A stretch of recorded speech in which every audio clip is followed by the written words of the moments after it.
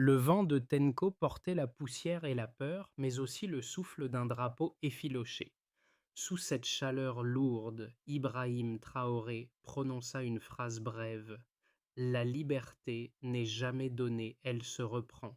Autour de lui, les visages fatigués redressaient les épaules, comme si le pays tout entier respirait à nouveau. Comment un peuple épuisé a-t-il retrouvé sa foi? Et que révèle, au-delà du Sahel, cette renaissance patiente où chaque clou planté dans la terre rouge devient un acte de résistance et de mémoire collective?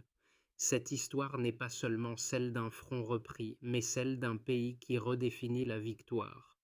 Sous le commandement d'Ibrahim Traoré, le Burkina Faso tente de prouver qu'un État peut se reconstruire sans s'effondrer sous la dépendance. L'enjeu est immense. Redonner à un peuple le droit d'habiter sa terre, d'en extraire la force et la dignité. Chaque route rouverte devient un fil d'espérance, chaque école rallumée un signal de persistance. Mais derrière les chiffres et les slogans, il reste une promesse risquée, transformer la résistance en modèle durable. Le défi n'est pas seulement militaire, il est social, économique, presque spirituel. Si l'expérience réussit, elle pourrait devenir la première équation de souveraineté africaine fondée sur la confiance locale, non sur les aides extérieures. Si elle échoue, elle laissera un vide que ni les discours ni les armes ne combleront. Entre ces deux pôles se joue le destin d'une génération qui, pour la première fois, ne veut plus attendre d'être sauvée.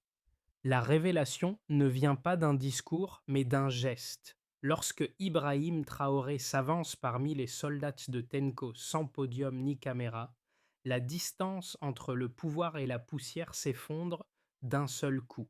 Dans ce silence tendu, la promesse d'un État présent reprend forme, aussi tangible qu'un drapeau encore debout. Pendant des mois, le front de l'Est n'était plus qu'une ligne brisée. Villages vidés, marchés éteints, routes avalées par la peur. Entre janvier et mars 2025, plus de 60 attaques avaient frappé la région, 150 vies perdues, des milliers de déplacés. Pourtant, à Akambe, non rendu à une localité jadis effacée, la vie recommence. Les femmes retournent au champ, les enfants rient dans les ruelles, les enseignants rouvrent les portes rouillées des écoles. Ce réveil minuscule devient la première preuve que la reconstruction peut précéder la victoire. À côté des forces régulières, les volontaires pour la défense de la patrie, plus de 30 000 à travers le pays, se tiennent comme un rempart de chair et de mémoire. Formés en 14 jours seulement, ils n'obéissent pas à la peur, mais au besoin d'appartenir. Leur devise n'est écrite nulle part. Si nous ne tenons pas, personne ne tiendra. Dans leurs gestes maladroits se lit l'endurance d'une nation qui transforme la fatigue en devoir. Pour la première fois, la défense et la reconstruction sont planifiées dans un même souffle, puis école, route, sécurité. Ce basculement, à la fois modeste et monumental, explique pourquoi la visite du Premier ministre Tekné à Tanko a marqué un tournant. Derrière la stratégie militaire, il s'agissait de rallumer la croyance, de prouver que l'État ne se réduit pas à un décret, mais à une présence. Et dans ce moment suspendu, la poussière du Sahel a cessé d'étouffer. Elle s'est mise à porter les voix. Au cœur de cette transformation, un visage se détache, celui d'un capitaine devenu symbole. Ibrahim Traoré, à la fois soldat et pédagogue, marche souvent sans escorte, écoutant avant d'ordonner. Son autorité ne vient ni des grades ni des slogans, mais du contact direct avec la terre et les hommes. Pour les soldats, il incarne ce que la distance politique avait effacé, un chef qui partage la poussière. Dans les villages, d'autres figures prolongent cette présence. Une institutrice rouvre une école à Zabri, balayant les débris avant de tracer les premiers mots sur un tableau fissuré. Un agriculteur, revenu sur son champ miné, replante le mil malgré la peur. Ces gestes minuscules réparent ce que les armes seules ne pouvaient, la confiance. À travers eux, La parole de Traoré devient pratique quotidienne. Rami, reconstruire, dit-il, c'est résister. La formule s'ancre dans les routines. Un puits nettoyé, une maison rapiécée, un marché rouvert. Chaque clou, chaque graine devient acte de liberté. Et chaque rumeur de reprise, une école qui chante, un chant labouré, propage la conviction qu'un pays peut renaître sans tuteur étranger. L'impact immédiat est psychologique. Le fatalisme recule. Les habitants cessent d'attendre. Ils s'organisent, partagent, inventent. La reconstruction se propage comme un rythme, pas uniforme, mais continu, obstiné. C'est là, dans ces gestes sans caméra, que s'esquisse la victoire invisible du Burkina Faso. Un pays se redresse non pas par miracle, mais par addition de volonté simple et lucide. Le matin du 6 avril, le sol de Tenko vibrait sous le passage des blindés. À l'aube, Ibrahim Traoré donna l'ordre d'avancer non depuis un palais, mais depuis un poste avancé couvert de poussière. Cette terre, dit-il, ne tombera plus. Ces smots suffiront à briser des mois d'attente, transformant la peur en mouvement. Les bataillons réguliers et les unités VDP se déployèrent simultanément à travers les vallées. Les volontaires ouvrirent la marche, connaissant chaque recoin, chaque arbre, chaque rivière sèche. Derrière eux, les soldats suivaient en formation, soutenus par un réseau de drones fabriqués localement. Petits, précis, silencieux, ils guidaient la progression comme des lucioles mécaniques dans la brume du Sahel. Avant le lever du soleil, les premiers échanges de tirs éclatèrent. Les crêtes résonnèrent, puis le vent engloutit les sons. Tenko s'éveillait au rythme d'une armée qui avance. À Ouagadougou, la radio nationale diffusa un message. Nous nous battons pour le droit au retour. 7 mots, devenus un écho national. Dans les camps de réfugiés, on les murmurait comme une prière. Dans les marchés, comme un serment. Ce slogan, simple et brûlant, liait les civils aux militaires. Pour la première fois depuis des années, la guerre parlait la langue du peuple. À midi, plusieurs camps insurgés tombaient. Des routes stratégiques furent sécurisées, des villages libérés.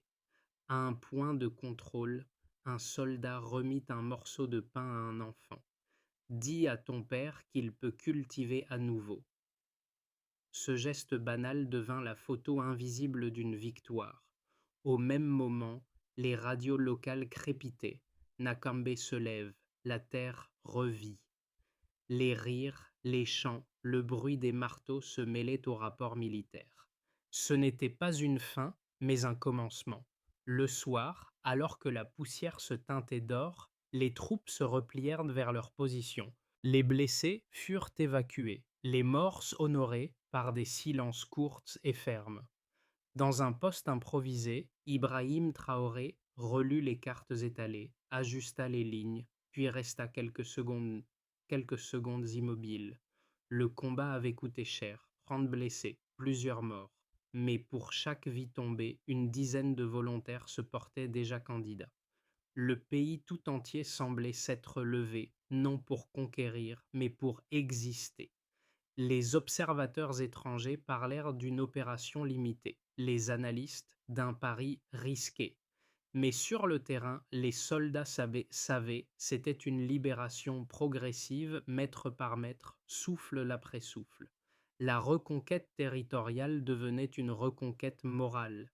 Et quand la nuit retomba, les drones continuaient de tournoyer au-dessus de Tenko, traçant dans le ciel des cercles d'endurance. La guerre s'achevait pour un jour. La foi, elle, commençait à peine.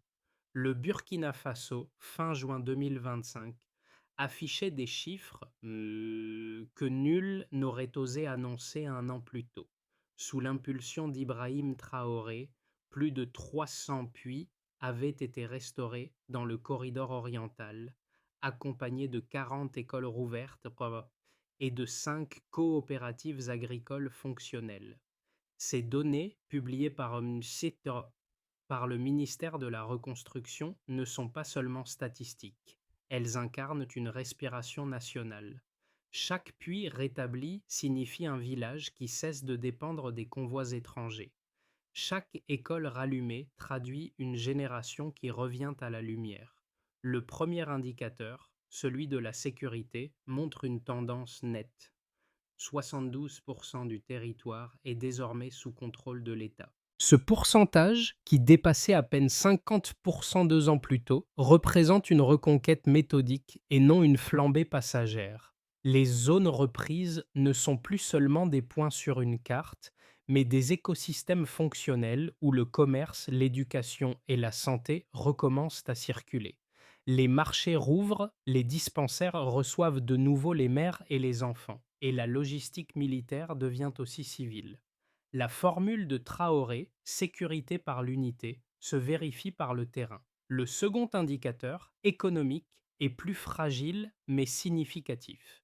Les premières exportations marquées Made in Burkina Faso, coton, noix de cajou, or raffiné localement, atteignent une valeur cumulée de 12 millions USD au premier semestre 2025. Ce chiffre, modeste à l'échelle mondiale, représente une rupture. La production et la transformation se font désormais sur place. Les coopératives, soutenues par les jeunes ingénieurs issus du programme de drones nationaux, deviennent des pôles d'emploi. Elles prouvent que la souveraineté économique peut naître de la pénurie. Enfin, le troisième indicateur, social, révèle l'ampleur du changement invisible. Près de 2 millions de personnes déplacées restent encore à reloger, mais chaque semaine voit des centaines de familles regagner leur village. Les volontaires VDP, d'abord créés comme force d'appoint, se transforment en agents de reconstruction, réparateurs de routes, bâtisseurs de ponts, formateurs improvisés. Leur action traduit une logique de résilience collective plutôt qu'une dépendance militaire. Les observateurs étrangers peinent à mesurer ce phénomène, car il échappe au modèle d'aide habituel. Là où d'autres comptent les subventions, le Burkina Faso compte les bras. Les chiffres n'expriment pas la chaleur d'un soir où des femmes tirent l'eau d'un nouveau puits, ni la voix d'un enfant récitant l'alphabet sous un toit rapiécé. Mais ils dessinent une trajectoire, celle d'un pays qui convertit ses cicatrices en infrastructures. Pour Ibrahim Traoré, ces résultats ne sont qu'un commencement. Il le répète. Chaque route rouverte est un battement de cœur restauré. Et dans la poussière redevenue fertile, la reconstruction cesse d'être un concept. Elle devient une habitude, une discipline quotidienne. Ainsi, les chiffres, froids et précis, prennent la forme d'une morale, celle d'un peuple qui, sans attendre d'aide, recommence à compter sur lui-même. Les critiques étrangères décrivent la politique d'Ibrahim Traoré comme un isolement stratégique. Ses partisans y voient, au contraire, une émancipation lucide. Entre ces deux visions, le débat s'enracine dans un terrain concret. Que signifie être souverain quand on dépend encore des chaînes d'approvisionnement mondiales? Le premier argument des sceptiques est économique. Ils affirment qu'en réduisant les liens avec les bailleurs occidentaux, le Burkina Faso compromet son accès au financement international. Les, san- les sanctions, disent-ils, freineront les investissements et l'aide humanitaire. Pour eux, la souveraineté sans capitaux extérieurs risque de devenir autarcie déguisée. L'histoire, ajoute-t-il, montre que les nations enclavées paient toujours plus cher leur isolement. Le contre-argument, soutenu par les proches de Traoré, repose sur une observation simple: la dépendance a déjà échoué. Durant 20 ans d'assistance étrangère, les infrastructures promises sont restées inachevées et les élites captives des circuits de subventions. La rupture actuelle ne serait donc pas un repli, mais une correction.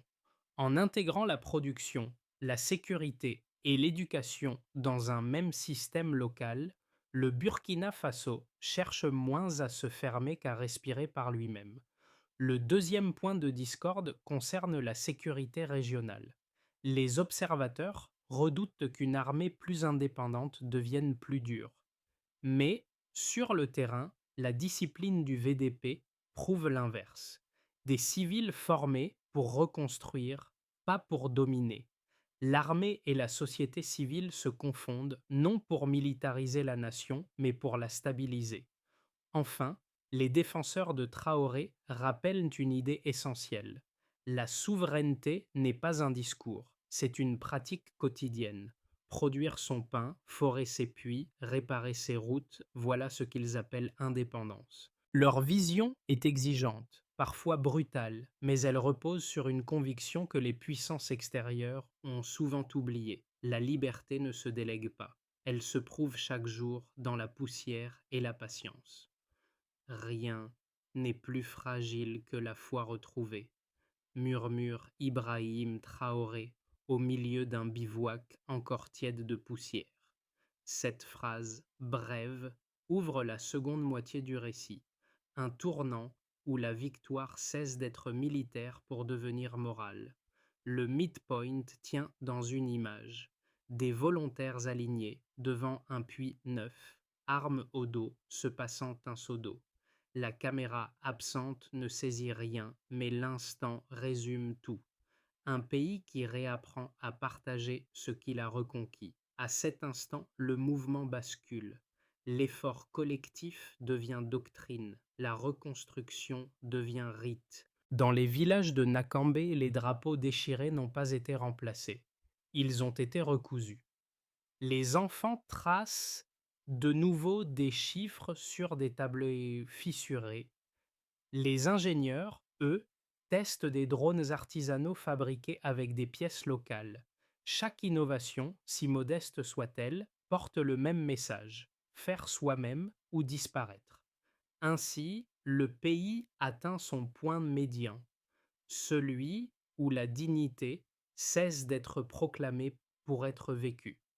Et sous ce soleil implacable, une les effets de la doctrine d'Ibrahim Traoré se mesurent d'abord à l'échelle des foyers. Dans les villages libérés, les familles déplacées reviennent peu à peu, reconstruisant leurs maisons à main nue. Les femmes reprennent les marchés, posant sur les étals des produits qui n'avaient plus circulé depuis 2 ans. Les enfants retrouvent les écoles et avec elles une routine que même la guerre n'avait pu effacer de la mémoire collective. Chaque lampe rallumée, chaque rire d'enfant devient une victoire discrète mais réelle. Pour les habitants, la transformation la plus visible est la reprise du territoire. Plus de 72% du pays sont repassés sous contrôle gouvernemental, mais le chiffre ne raconte qu'une partie de l'histoire. Le véritable changement est psychologique. Les Burkinabés cessent de se penser en victimes et se perçoivent à nouveau comme acteurs. Les coopératives agricoles redonnent du travail à des milliers de familles et l'idée de dépendre de soi redevient une norme. Une génération entière découvre la fierté du mot produire. Les entreprises locales, longtemps paralysées par l'instabilité, renaissent sous des formes inédites. Des ateliers de réparation, des coopératives de transformation et de petites unités de production réutilisent les ressources disponibles. Les programmes encouragés par Traoré, boucliers dans le ciel et racines sous le sol, permettent de relier industrie et agriculture. Les premières exportations labellisées Made in Burkina Faso atteignent déjà 12 millions USD en 6 mois, confirmant une mutation économique réelle. Sur le plan international, la doctrine burkinabé bouscule les équilibres. Les capitales occidentales s'inquiètent du modèle souverainiste, alors que les pays voisins, Mali, Niger, Guinée, y voient une inspiration. L'alliance des États du Sahel, d'abord considérée comme un pacte fragile, gagne en cohérence. La coopération avec la Russie et la Turquie s'élargit, non par alignement, mais par pragmatisme, partenaire, pas maître. Les institutions multilatérales observent avec prudence ce laboratoire africain d'autonomie concertée. Dans la région du Sahel, les effets collatéraux sont visibles. Les mouvements communautaires reprennent espoir, l'exode ralentit. Les ONG locales s'organisent autour de la reconstruction plutôt que de l'assistance. Des festivals, des marchés culturels, des radios communautaires renaissent dans les zones jadis silencieuses. Les habitants décrivent cette période comme la respiration après l'apnée. Le monde extérieur hésite encore sur la manière de qualifier cette expérience. Résistance, réinvention ou simple survie. Mais au Burkina Faso, personne ne cherche à la nommer. Les gens la vivent. Et lorsque la nuit tombe sur Tenko, les drapeaux rapiécés flottent encore, portés non par le vent, mais par la conviction que la souveraineté, une fois ressaisie, ne se prête plus. À 6 mois, trajectoires se dessinent pour le Burkina Faso d'Ibrahim Traoré. L'une prudente, l'autre ambitieuse, la dernière risquée. Chacune traduit un visage différent de la même volonté, tenir debout coûte que coûte. Dans le scénario de base, stabilisation vigilante. La reconstruction se poursuit au rythme actuel. Les infrastructures locales se multiplient, les coopératives renforcent l'économie de subsistance et les écoles reprennent dans 80% des communes. Les, les tensions internes subsistent, mais restent maîtrisées. Ce scénario, le plus probable, ancre durablement le pays dans une logique d'autonomie partielle, sans rupture radicale avec ses partenaires extérieurs. Le mot d'ordre: sécurité avant expansion. Les résultats seraient modestes mais stables, un État debout, fonctionnel, encore fragile mais conscient de sa trajectoire. Dans un scénario optimiste, consolidation régionale. Si les alliances du Sahel gagnent en cohésion, la coopération économique entre voisins pourrait devenir un pôle africain inédit. Les projets conjoints d'énergie solaire et de production agricole partagée avanceraient rapidement, soutenus par un marché intérieur solidaire. Dans cette hypothèse, la croissance dépasserait 5% et les exportations locales s'élargiraient à toute la sous-région. Ibrahim Traoré incarnerait alors non seulement un chef d'État, mais un modèle de leadership continental, associant discipline militaire et autonomie productive. Ce scénario suppose cependant une stabilité politique absolue, un équilibre rare dans le Sahel. Dans un scénario plus incertain, pression extérieure et fatigue sociale. Si les sanctions s'intensifient ou que les réseaux d'approvisionnement s'effondrent, le pays pourrait connaître un ralentissement brutal. Les réserves alimentaires et énergétiques s'amenuiseraient, poussant les populations vers la lassitude. Les alliés régionaux eux-mêmes, sous tension, ne suffiraient pas à compenser l'isolement diplomatique. Traoré devrait alors choisir entre négociation partielle et fermeté risquée. Dans cette configuration, la souveraineté deviendrait épreuve, non conquête. Entre ces trois voies se joue le destin d'un pays encore jeune dans sa renaissance. Mais une certitude demeure: la souveraineté n'est plus un mot d'ordre, c'est une pratique quotidienne. Et comme le répète Traoré, la dignité se cultive comme un champ. Si tu cesses de la travailler, elle se dessèche. Dans cette histoire, chacun peut reconnaître un fragment de soi. Le soldat qui refuse de fuir, la mère qui balaie les ruines avant d'ouvrir boutique, l'enfant qui récite ses leçons sur un tableau rafo fissuré. Leur courage n'a rien d'extraordinaire. Il est quotidien, têtu, contagieux. Et c'est peut-être là que le message d'Ibrahim Traoré résonne le plus loin. Dans l'idée que la souveraineté n'est pas réservée aux États, mais aux individus capables de se relever. Pour les spectateurs étrangers, cette résilience défie les récits dominants. On avait parlé d'un pays en chute, on découvre une société qui s'organise par en bas, hors des caméras et des chancelleries. Les images de reconstruction, tournées à la main, remplacent peu à peu les clichés de guerre. Le Burkina Faso devient non plus une zone de crise, mais un miroir. celui d'un peuple qui apprend à respirer par lui-même. Ce message touche d'abord ceux qui, ailleurs, vivent dans la précarité ou l'exclusion. La phrase reconstruire, c'est résister, dépasse ses frontières d'origine pour devenir un langage universel. Elle inspire des associations, des jeunes, des artisans qui voient dans cette endurance un modèle de dignité active. Chaque reportage, chaque témoignage relance une même question. Que ferions-nous, nous, si notre pays appelait notre nom? Cette proximité émotionnelle transforme le récit national en expérience collective. Elle rappelle que la liberté, sous toutes ses formes, commence toujours par un geste simple, refuser d'abandonner. Et ce refus, quand il devient partage, se change en renaissance. Pour transformer la résistance en reconstruction durable, Ibrahim Traoré a fixé une méthode en 5 étapes, claire, mesurable et enracinée dans le terrain. Chaque phase s'articule autour d'un principe. Faire par soi-même, mais ne pas agir seul. D'abord, il faut sécuriser les fondations. Les zones reprises sont immédiatement dotées de comités civilo-militaires. Leur rôle, surveiller, réparer, coordonner. Chaque route rouverte entraîne l'installation d'un puits et d'une école avant tout autre projet. C'est la doctrine du triangle vital. Eau, éducation, sécurité. Ensuite, il s'agit de former pour durer. Les volontaires du VDP suivent désormais des modules de maintenance, de construction et d'agronomie. La moitié d'entre eux sont redéployés comme techniciens, afin que la guerre laisse derrière elle des métiers, pas des ruines. Puis vient le moment de produire et transformer. Les 5 coopératives pilotes deviennent des noyaux régionaux. Elle combine d'agriculture, artisanat et micro-industrie. Les bénéfices sont partagés entre villages participants et fonds de défense, créant un cycle économique circulaire et patriotique.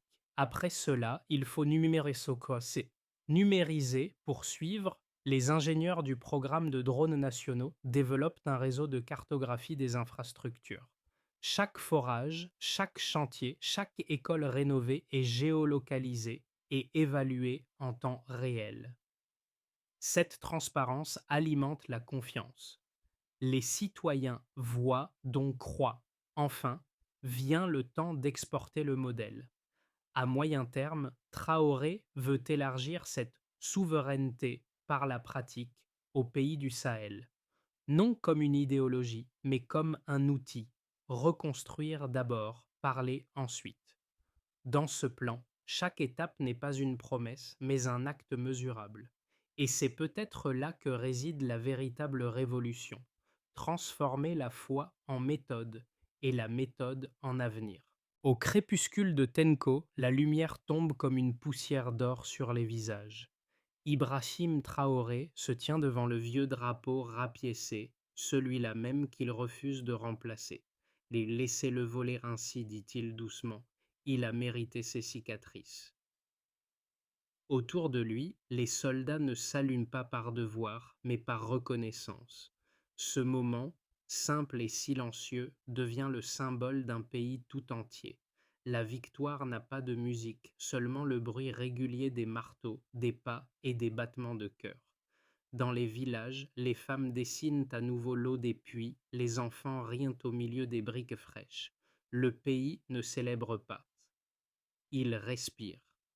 Sous le ciel du Sahel, la poussière ne cache plus la douleur, mais la persistance. Chaque maison rebâtie est une prière. Chaque arbre planté est une promesse. Et dans ce calme revenu, le peuple burkinabé découvre une vérité lente. La liberté n'est pas un don, c'est un devoir qu'il exerce désormais à main nue, dans la lumière du soir. L'histoire du Burkina Faso n'est pas un conte héroïque, mais un miroir tendu au monde. Ce qu'Ibrahim Traoré et son peuple bâtissent sous la poussière, c'est une leçon de patience, d'endurance et de foi active. Une invitation à croire que la liberté ne se décrète pas, elle s'entretient, clou après clou, main après main. À ceux qui regardent de loin, ce récit murmure: la dignité n'a pas de frontières. Elle s'apprend dans l'effort, se transmet dans la fatigue et se protège dans la mémoire.